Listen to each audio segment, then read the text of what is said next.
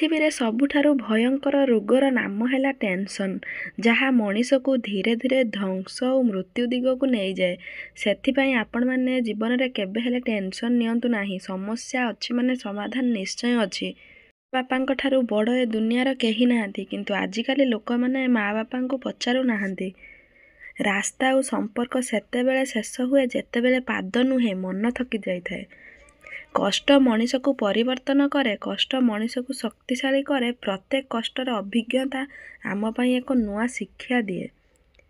ସ୍ୱପ୍ନମାନେ କେବେ ଦୁର୍ବଳ ହୁଅନ୍ତିନି ଯେ ପର୍ଯ୍ୟନ୍ତ ଆଖି ଅଛି। ହୃଦୟ କେବେ ଦୁର୍ବଳ ହୁଏନି ଯେ ପର୍ଯ୍ୟନ୍ତ ବିଶ୍ୱାସ ଅଛି। ମଣିଷ କାହା ପାଇଁ ଭଲ ଆଉ କାହା ପାଇଁ ମନ୍ଦ। ଯଦି ଯେଉଁ ମଣିଷ ବହୁତ ମଣିଷ ପାଖରେ ଖରାପ, ସେହି ବ୍ୟକ୍ତି ଖରାପ ଲୋକରେ ଗଣା। କିନ୍ତୁ ଯେଉଁ ମଣିଷ ହାତ ଗଣିତ ମଣିଷଙ୍କ ପାଇଁ କିଛି ଖରାପ, ତଥାପି ସେ ଉତ୍ତମ ବ୍ୟକ୍ତିରେ ଗଣା। ମଣିଷର ଆର୍ଥିକ ସ୍ଥିତି ଯେତେ ଭଲ ହେଲେ ମଧ୍ୟ ଆନନ୍ଦ ଓ ଶାନ୍ତିରେ ରହିବା ପାଇଁ ମାନସିକ ସ୍ଥିତି ଭଲ ହୋଇଥିବା ଦରକାର। ମଥାକୁ ଥରେ ନୁଆଁଇ ଦେଖ, ତମ ଅଭିମାନ ମରିଯିବ। ଆଖିକୁ ଥରେ ଭିଜାଇ ଦେଖ, ପଥର ହୃଦୟ ମଧ୍ୟ ତରଳିଯିବ। ଦାନ୍ତକୁ ବିଶ୍ରାମ ଦିଅ, ସ୍ୱାସ୍ଥ୍ୟ ଠିକ୍ ରହିବ। ଜିଭକୁ ବିଶ୍ରାମ ଦିଅ, ଦୁଃଖ ଚାଲିଯିବ। ଇଚ୍ଛାକୁ ହଟାଇ ଦିଅ, ସୁଖର ସଂସାର ଦିଶିବ। ସବୁବେଳେ ଭାବୁଛେ ଲୋକେ କ'ଣ କହିବେ, ମାତ୍ର ଶେଷରେ ଲୋକ କହିବେ ରାମ ନାମ ସତ୍ୟ ହେ। ଜୀବନରେ ଦୁଇଟି କଥା ମନେ ରଖିଥିବ, ଯାହା ଆମକୁ ମିଳୁଛି ସେଇଟା ଭଗବାନଙ୍କର ଇଚ୍ଛା, ଆଉ ଯାହା ନ ମିଳୁଛି ସେଇଟା ମଧ୍ୟ ଭଗବାନଙ୍କ ଇଚ୍ଛା। କାହିଁକି ନା ଆମ ପାଇଁ ଯେଉଁଟା ଭଲ ଭଗବାନ ଆମକୁ ସେଇଟା ଦେଇଥାନ୍ତି, କିନ୍ତୁ ମଣିଷ ମାତ୍ର ଜାଣିପାର ନାହାନ୍ତି। ହେ ଈଶ୍ୱର, ଯାହା କିଛି ବି ଆପଣ ଦେଇଛନ୍ତି, ଯାହା କିଛି ଆପଣ ଦେଇନାହାନ୍ତି ଓ ଯାହାକୁ ଦେଇ ନେଇଛନ୍ତି, ସେସବୁ କଥା ପାଇଁ ଆପଣଙ୍କୁ ଧନ୍ୟବାଦ। ଯାହା କିଛି ଆପଣ ଦେଇଛନ୍ତି ତାହା ଆପଣଙ୍କ କୃପା। ଯାହା କିଛି ଆପଣ ଦେଇନାହାନ୍ତି ସେଥିପାଇଁ ଆମର ମଙ୍ଗଳ, ଓ ଯାହା କିଛି ଦେଇ ନେଇ ଯାଇଛନ୍ତି ତାହା ଆମର ପରୀକ୍ଷା। ତୁମେ ଯଦି ଅନ୍ୟମାନଙ୍କ ପାଇଁ ଭଲ ଚିନ୍ତା କରିବ, ତେବେ ତୁମ ଜୀବନରେ ମଧ୍ୟ କେବଳ ଭଲ ହିଁ ଘଟିବ। ଏହା ହିଁ ପ୍ରକୃତିର ନିୟମ ଅଟେ। ପ୍ରତୀକ୍ଷା ଈଶ୍ୱରଙ୍କ ଠାରୁ ମିଳିଥାଏ, ତେଣୁ ନତମସ୍ତକ ହୁଅ। ଖ୍ୟାତ ସମାଜଠାରୁ ମିଳିଥାଏ, ତେଣୁ କୃତଜ୍ଞ ହୁଅ। ମନୋବୃତ୍ତି ଓ ଅହଙ୍କାର ନିଜଠାରୁ ମିଳିଥାଏ, ତେଣୁ ସାବଧାନ ରୁହ। ଜଣେ ଧନୀଠାରୁ ଜ୍ଞାନୀ ମହାନ ହୋଇଥାଏ, କାହିଁକି ନା ଦାନୀଠାରୁ ମିଳିଥିବା ଦାନ କିଛି ଦିନ ପର୍ଯ୍ୟନ୍ତ ରହିଥାଏ, କିନ୍ତୁ ଜ୍ଞାନୀଠାରୁ ମିଳିଥିବା ଜ୍ଞାନ ଆଜୀବନ ପାଇଁ ସାଥିରେ ରହିଥାଏ। ସ୍ତ୍ରୀ ସବୁ ଭୁଲ ସହିପାରେ, ମାଡ଼ ବି ସହିପାରେ, କିନ୍ତୁ ବାପଘର ନିନ୍ଦା କଦାପି ସହିପାରେ ନାହିଁ। ସବୁଠୁ ସୁନ୍ଦର ଜାଗା ମଣିଷର ହୃଦୟ ହୋଇଥାଏ। ଯଦି ସେଇଟା ସଫା ନାହିଁ, ତ ଚମକୁଥିବା ଚେହେରାର କିଛି ବି ମୂଲ୍ୟ ନଥାଏ। ତୁମେ ନଥିଲେ ଏଠି ଖାଲି ନୀରବ ନିଃସଙ୍ଗ ଭାବ। ଯେତେ ଯେତେ ରାସ୍ତା ଲମ୍ବା ଯନ୍ତ୍ରଣା, ତୁମେ ଥିଲେ ସଡ଼କ ନିବିଡ଼। କେତେ ଯେ ଲମ୍ବା ଭାବ ଆଉ ପ୍ରେମ ଏକ ବିଡ଼ମ୍ବନା। ଜୀବନର 7 ସତ୍ୟ କେବେ ଚିହ୍ନି ହୁଏନି ମଣିଷ, କେବେ ଭୁଲି ହୁଏ ନା ସ୍ମୃତି, କେବେ କିଣି ହୁଏ ନା ମନ, କେବେ ବାନ୍ଧି ହୁଏ ନା ସମୟ, କେବେ ଜାଣି ହୁଏ ନା ଭବିଷ୍ୟତ, କେବେ ପାଇ ହୁଏ ନା ଅତୀତ, କେବେ ରୋକି ହୁଏ ନା ମୃତ୍ୟୁ। ଜୟ ଜଗନ୍ନାଥ। ବଦଳି ଗଲାଣି ମାନଚିତ୍ର, ଆଜି ଆଉ ନାହିଁ ପୂର୍ବ ଜ୍ୟୋତି। ଗୁରୁ ଗୁରୁଜନ ହେଲେଣି ସମାନ, ମନରେ ନାହିଁ ଭକତି। ବୁଝେଇଲେ କ'ଣ ସମସ୍ତେ ବୁଝିଯାଆନ୍ତି, ବୁଝିବାର ଅଭିନୟ କରି ଭିତରୁ ଅବୁଝା ଥାଆନ୍ତି। ସାହିତ୍ୟ ବହିରେ କୁହେ ସୂର୍ଯ୍ୟଙ୍କର ଉଦୟ ଓ ଅସ୍ତ ରହିଛି, କିନ୍ତୁ ବିଜ୍ଞାନ କହି ସୂର୍ଯ୍ୟ ଯଦି ସ୍ଥିର, ତେବେ ଅସ୍ତ ଉଦୟ ଆସିଲା କୁଆଡ଼ୁ? ଶ୍ରେଷ୍ଠ କିଏ?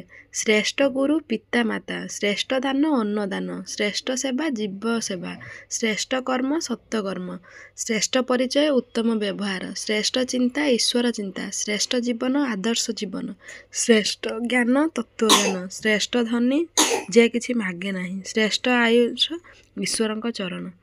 ମୁଁ ବୁଝୁଥାଏ ତୁମକୁ, ତୁମେ ମୋତେ ଭଲ ପାଅ କି ନ ପାଅ, ମୁଁ ଭଲ ପାଏ ତୁମକୁ।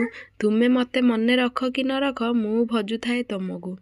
ତୁମେ ମୋତେ କେବେ ଖୋଜ କି ନ ଖୋଜ, ମୁଁ ଖୋଜୁଥାଏ ତୁମକୁ। ତୁମେ ମୋ ପାଖକୁ ଆସ କି ନ ଆସ, ମୁଁ ଧାଇଁ ତୁମ ପାଖକୁ। ଜୟ ଜଗନ୍ନାଥ। କେବଳ ସାପ ନୁହେଁ ବନ୍ଧୁ, କିଛି ମଣିଷ ବି ବିଷାକ୍ତ ହୋଇଥାନ୍ତି। ସାପକୁ ତ ଦୂରରୁ ଚିହ୍ନି ହୁଏ, କିନ୍ତୁ ବିଷାକ୍ତ ମଣିଷକୁ ଚିହ୍ନିବା ବହୁତ କଷ୍ଟକର ହୋଇଥାଏ। ଜୀବନରେ ଗୋଟିଏ ମିନିଟ୍ ବଦଳାଇ ଯାଇ ନଥାଏ, କିନ୍ତୁ ଗୋଟିଏ ମିନିଟ୍ରେ ନେଇଥିବା ନିଷ୍ପତ୍ତି ଆମ ଜୀବନକୁ ସମ୍ପୂର୍ଣ୍ଣ ରୂପେ ବଦଳାଇ ଦେଇଥାଏ। କାହାକୁ କିଛି ଖରାପ କହିବା ପୂର୍ବରୁ ତୁମେ ନିଜେ ଥରେ ଚିନ୍ତା କରି ଦେଖ, ଯଦି ତୁମେ କେହି ସେତିକି କହିଲେ ତୁମେ ସହିପାରିବ ତ? ସେଥିପାଇଁ ଅନ୍ୟକୁ ସେତିକି କୁହ ଯେତିକି ତୁମେ ସହିପାରିବ। ପ୍ରକୃତ ପ୍ରେମ। ଯେତେବେଳେ ତୁମେ କାହା ପାଇଁ ହସୁଛ ଏହା ଏକ ବିଶେଷ ଅନୁଭବ, କିନ୍ତୁ ଯେତେବେଳେ ତୁମେ କାହା ପାଇଁ କାନ୍ଦୁଛ ଏହା ପ୍ରେମ ଅଟେ। ସବୁବେଳେ ସବୁକିଛି ପାଇବାର ଆଶା ହିଁ ମନୁଷ୍ୟକୁ ଦୁଃଖ ଓ ଅଶାନ୍ତିର ଅନ୍ଧକାରକୁ ମଧ୍ୟ ଟାଣି ନେଇଥାଏ। ତେଣୁ ଈଶ୍ୱରଙ୍କୁ ଯାହା ଦେଇଛନ୍ତି ସେଥିରେ ଖୁସି ରହିବା ଉଚିତ, ତେବେ ଯାଇ ଏ ସଂସାରରେ ଶାନ୍ତିରେ ବଞ୍ଚିପାରିବ। କବାଟ କହୁଛି ଅତୀତକୁ ସ୍ୱାଗତ କର, ଘଣ୍ଟା କହୁଛି ସମୟକୁ ଚକ୍ରକୁ ଚିହ୍ନ, ଝରକା କହୁଛି ଦ୍ୱାର ଦୃଷ୍ଟି ରଖ ଏବଂ ବିଷୟରେ ସଚେତନ ହୁଅ। ମନ୍ଦିର କହୁଛି ମନକୁ ସବୁବେଳେ ଶୁଦ୍ଧ ରଖ ଏବଂ ପ୍ରଭୁଙ୍କ ନାମ ଜପ କର। ଛାତ କହେ ଉଚ୍ଚ ଚିନ୍ତାଧାରା, ଉଚ୍ଚ ଆକାଂକ୍ଷା ରଖ, କିନ୍ତୁ ଭୂମି କହେ ଯେତେ ଉଚ୍ଚ ହେଲେ ମଧ୍ୟ ତୁମର ପାଦ କେବେ ମୋ ଉପରେ ରଖ। ଅବଶେଷରେ ଲୋକ କହନ୍ତି ଏଠି କେହି ନୁହେଁ କାହାର, କିନ୍ତୁ ନିଜେ ନିଜକୁ ପଚାରିଲେ ଭୁଲି ଯାଆନ୍ତି ସେ ନିଜ ବ୍ୟବହାର ବା ବାହାରେ ଦୁନିଆ। ମୃତ୍ୟୁ ସମସ୍ତଙ୍କୁ ଆସିବ, କିନ୍ତୁ ମରିବାକୁ କେହି ଚାହାନ୍ତି ନାହିଁ। ଖାଦ୍ୟ ସମସ୍ତଙ୍କୁ ଆବଶ୍ୟକ, କିନ୍ତୁ ଚାଷ କରିବାକୁ କେହି ଚାହାନ୍ତି ନାହିଁ। ଛାଇ ସମସ୍ତେ ଖୋଜନ୍ତି, କିନ୍ତୁ ଗଛ ବଞ୍ଚାଇବା ପାଇଁ କେହି ନାହାନ୍ତି। ପାଣି ଜୀବନ ବଞ୍ଚାଏ ଥାଏ, କିନ୍ତୁ ଜଳ ସଂରକ୍ଷଣ କେହି ଚାହାନ୍ତି ନାହିଁ। ବହୁ ସମସ୍ତେ ଚାହାନ୍ତି, କିନ୍ତୁ କନ୍ୟା ସନ୍ତାନ କେହି ଚାହାନ୍ତି ନାହିଁ।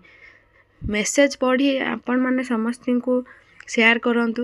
କନ୍ୟା ବଞ୍ଚାନ୍ତୁ, କନ୍ୟା ବଢ଼ାନ୍ତୁ, କନ୍ୟା ପଢ଼ାନ୍ତୁ। କଥା କୁହାକୁ ଏମିତି କି ଯେମିତି 5 ଲୋକଙ୍କୁ ଭଲ ଲାଗୁଥିବ। କାମ କର ଏମିତି କି ଯେମିତି 5 ଲୋକ ପ୍ରଶଂସା କରିବେ। ଚିନ୍ତା କର ଏମିତି କି ଯେମିତି 5 ଲୋକଙ୍କର ମଙ୍ଗଳ ହେଉଥିବ। ଅନ୍ୟର ଖୁସିରେ ଖୁସି ହେବାକୁ ଚେଷ୍ଟା କର। ଦେଖିବ ତୁମେ କେବେ ଦୁଃଖ ସ୍ପର୍ଶ କରିବ ନାହିଁ। ଶରୀରରେ ସୁନ୍ଦର ହେବା ଦ୍ୱାରା କେହି ସୁନ୍ଦର ହୋଇଯାଇ ନଥାଏ। ମଣିଷର ଭଲ କର୍ମ, ବିଚାର, କଥା, ବ୍ୟବହାର ଓ ସଂସ୍କାର ମଣିଷକୁ ସୁନ୍ଦର କରିଥାଏ। ଜୀବନରେ କେବେ କାହାକୁ ସଠିକ୍ ଆଗକୁ ଯିବାକୁ ଚେଷ୍ଟା କରନ୍ତୁ ନାହିଁ, କାରଣ ସମୁଦ୍ର ଢେଉ ଯେମିତି ଆଗକୁ ଆସିଥାଏ ସେମିତି ବହୁତ ଶୀଘ୍ର ପଛକୁ ମଧ୍ୟ ଚାଲି ଯାଇଥାଏ। ସେବା ଏବଂ ସାହାଯ୍ୟ କରିବାକୁ ଉଠୁଥିବା ହାତ ପ୍ରାର୍ଥନା କରୁଥିବା ହାତ ଅପେକ୍ଷା ପବିତ୍ର ଅଟେ। ଭୀଷଣ ରାଗି ଯାଇଥିବା ଲୋକଟି ହଠାତ୍ ବୁଝନ୍ତି ନାହିଁ, ବୁଝେଇବେ, କିନ୍ତୁ ତାଙ୍କର ରାଗ ଶାନ୍ତ ବେଳେ ଏହା ଭିତରେ ଅଧା ରାଗ ମନରୁ ଅପସରି ଯାଇଥିବ, ଯାହା ସହଜ ହେବ ତୁମକୁ ବିଳମ୍ବରେ ବୁଝାଇବାରେ। ସୃଷ୍ଟିର ନିୟମ, ତୁମେ ଯାହା ବାଣ୍ଟିବ ତାହା ତୁମ ପାଖେ ବେଶୀ ହେବ, ତାହା ଧନ ହେଉ କି ଭୋଜନ, ସମ୍ମାନ ହେଉ କିମ୍ବା ଅପମାନ, ତେଣୁ ଘୃଣା ହେଉ କିମ୍ବା ପ୍ରେମ, ତେଣୁ ବୁଝି ବିଚାରି କାମ କରନ୍ତୁ। ଫୁଲ ଦ୍ୱିତୀୟ ଥର ଫୁଟେ ନାହିଁ, ଜନ୍ମ ଦ୍ୱିତୀୟ ଥର ମିଳେ ନାହିଁ। ଏମିତି ତ 1000 ଲୋକ ମିଳନ୍ତି ରାସ୍ତାରେ, କିନ୍ତୁ 1000 ଭୁଲ ପରେ କ୍ଷମା କରୁଥିବା ବାପା ମା ଦ୍ୱିତୀୟ ଥର ମିଳନ୍ତି ନାହିଁ। ମୂଲ୍ୟ। ସେ ଜୀବନର କିଛି ମୂଲ୍ୟ ନଥାଏ ଯଦି ଅନ୍ୟର ଉପକାରରେ ନ ଆସେ। ସେ ରୂପର କିଛି ମୂଲ୍ୟ ନଥାଏ ଯଦି ଗୁଣ ନଥାଏ। ସେ ବିଦ୍ୟାର କିଛି ମୂଲ୍ୟ ହିଁ ନଥାଏ ଯଦି ବିମ୍ରତା ନଥାଏ। ସେ ଅଶ୍ଵର କିଛି ମୂଲ୍ୟ ନଥାଏ ଯଦି ମନରେ ସାହସ ନଥାଏ। ସେ ଖାଦ୍ୟର କିଛି ମୂଲ୍ୟ ନଥାଏ ଯେ ପେଟରେ ଭୋକ ନଥାଏ। ସେ ଧନର କିଛି ମୂଲ୍ୟ ନଥାଏ ଯଦି କାହାକୁ ସାହାଯ୍ୟରେ ନ ଆସେ। କ୍ରୋଧ ହେଉଛି ଏକ ଦଣ୍ଡ, ଯାହା ଅନ୍ୟ କାହାର ଭୁଲ ପାଇଁ ଆମ ନିଜକୁ ଦଣ୍ଡ ଦେଇଥାଉ। ସମସ୍ୟାକୁ ଲୁଚାଇ ରଖିବା ବଦଳରେ ତାକୁ ଧୈର୍ଯ୍ୟ ସହକାରେ ସାମ୍ନା କରିବାକୁ ସବୁଠାରୁ ସମସ୍ୟାର ଉଚିତ ସମାଧାନ ହୋଇଯିବ। ଜୀବନରେ ତ କେତେ ସମସ୍ୟା ଆସିବ, ତାକୁ ସମାଧାନ ନକରି ଲୁଚିବା ମଣିଷପଣିଆ ନୁହେଁ। ଆପଣମାନେ ସବୁବେଳେ ସମ୍ମାନ। ଭିଡ଼ିଓଟି କେମିତି ଲାଗିଲା କମେଣ୍ଟରେ ଜଣାଇବେ, ସବସ୍କ୍ରାଇବ୍ କରିବେ, ଲାଇକ୍ କରିବେ, ସେୟାର କରିବେ। ଜୟ ଜଗନ୍ନାଥ। ରହୁଛି।